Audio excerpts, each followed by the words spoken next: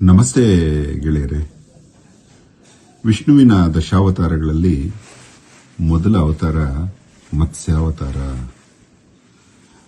ಭೂಮಿಯಲ್ಲಿ ಆರಂಭ ಕಾಲದಲ್ಲಿ ಸಸ್ಯಕೋಟಿಯ ನಂತರ ಮೊದಲು ಉದ್ಭವವಾದ ಜೀವಕೋಟಿ, ಬಹು ಕಣಗಳ ಜೀವಕೋಟಿ ಮೀನು. ಮೀನಿನ ಅವತಾರದಲ್ಲಿ ವಿಷ್ಣು ಮೊದಲು ಕಾಣಿಸಿಕೊಳ್ಳುತ್ತಾರಲ್ಲ, ಆ ಮೀನು ಭೂಮಿಯ ಎಲ್ಲ ದೋಷಗಳನ್ನು ನಿವಾರಿಸುವ ಶಕ್ತಿಯನ್ನು ಹೊಂದಿದ್ದಾನೆ ಎನ್ನುತ್ತೆ ನಮ್ಮ ಪುರಾತನ ಶಾಸ್ತ್ರಗಳು. ಅದಕ್ಕೆ ಓಂ ಹ್ರೀಂ ಶ್ರೀಂ ಐಂ ಮತ್ಸ್ಯಾಸನಾಯ ಸೋಮಕಾಸುರ ಭಂಜನಾಯ ಅಣಿಮಾದ್ಯಷ್ಟ ವಿಭೂತಿಂ ದೇಹಿ ದೇಹಿ ಸ್ವಾಹ ಅಂತ ವೇದಗಳನ್ನು ರಕ್ಷಿಸಿದವನು, ಸೋಮಕಾಸುರನನ್ನು ಭಂಜನ ಮಾಡಿದವನು, ವಿಭೂತಿಯವನು. ಅವನು ಭೂಮಿಯಿಂದ ಲಭಿಸುವ ಎಲ್ಲ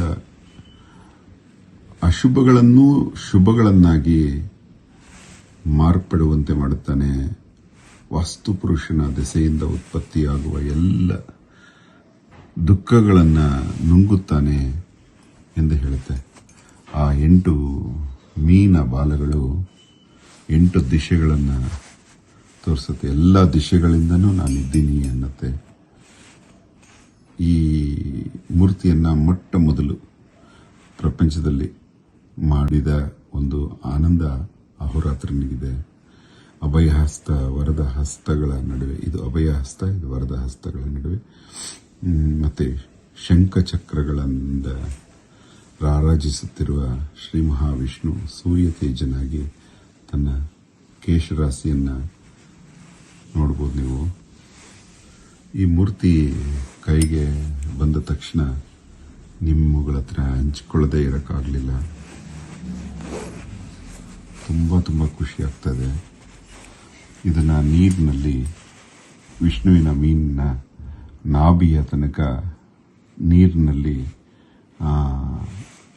ಇಡುವುದು ಮನೆಯಲ್ಲಿ.